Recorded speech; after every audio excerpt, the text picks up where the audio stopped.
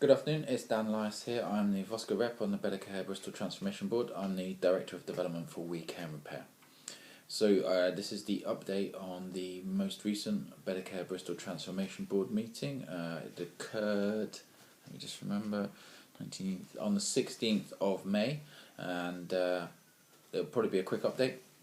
So in the meeting, one of the agenda items that's a standard item is where we look through all of the projects that are currently being operated under Better Care Bristol, and we get an update on each of them. Of note this time in relation to the voluntary and community sector, I thought was a discussion about one of the projects which is really about rehabilitation and reablement, and there was some discussion about how the reablement aspect and recruiting, particularly to a team of people who can deliver reablement, was not working as well as it could be, and that was causing sort of it's not a good word, but backlogs within the system.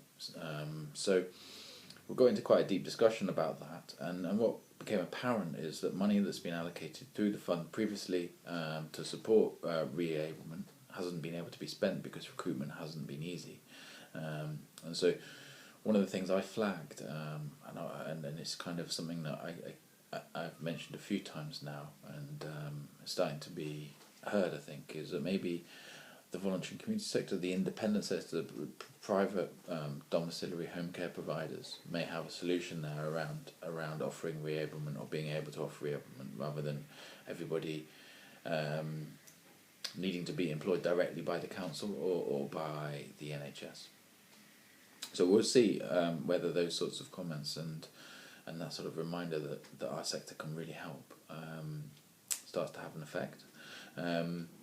So a later agenda item that was of relevance was about the revised vision for Better Care Bristol. So I reported in a previous update, 12th of April, there was a big event where the vision for Better Care Bristol was looked at in detail, and we got in this meeting the summary, if you like, all of the flip charts from that day and all of the information put back together.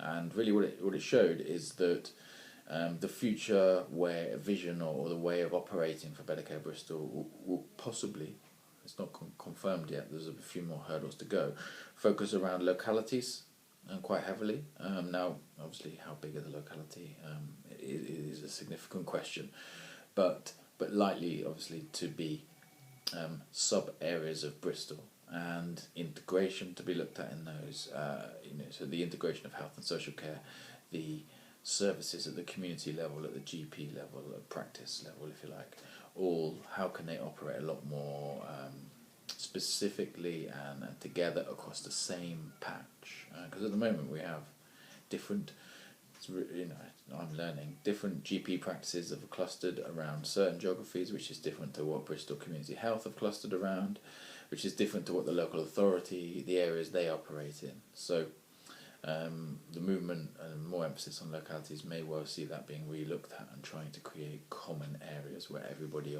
in that area operates across the same geographical patch and it's all coterminous.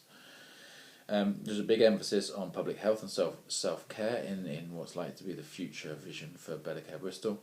A lot of preventative work upstream, helping people to help themselves, and then pathway redesign, specific needs pathway, illness pathways really being looked at in detail. And so if the future of Better Care Bristol gets really into those three areas as a way to solve its major issues, which is around the speeding up of timely discharge and the preventing of unplanned admissions, then we're likely to see these projects in those areas happening or being redesigned or reinvigorated. But the great thing for us is that throughout the discussion and throughout the paper is a really significant kind of emphasis on using the voluntary and community sector, treating them as equal partners, seeing them as real assets and potential deliverers of many of these services. But the challenge now comes in okay, that's words, how to turn it into action.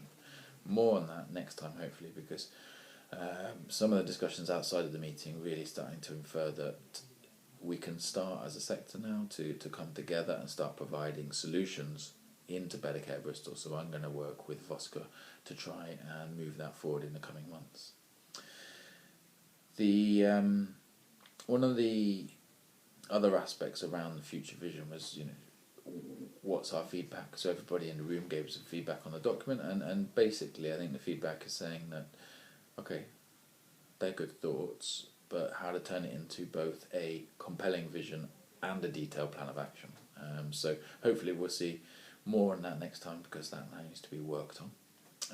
Finally, in the meeting of relevance, I think, is that to really ensure that Better Care Bristol can be transformative and can really significantly up its game in helping to reduce unplanned admissions.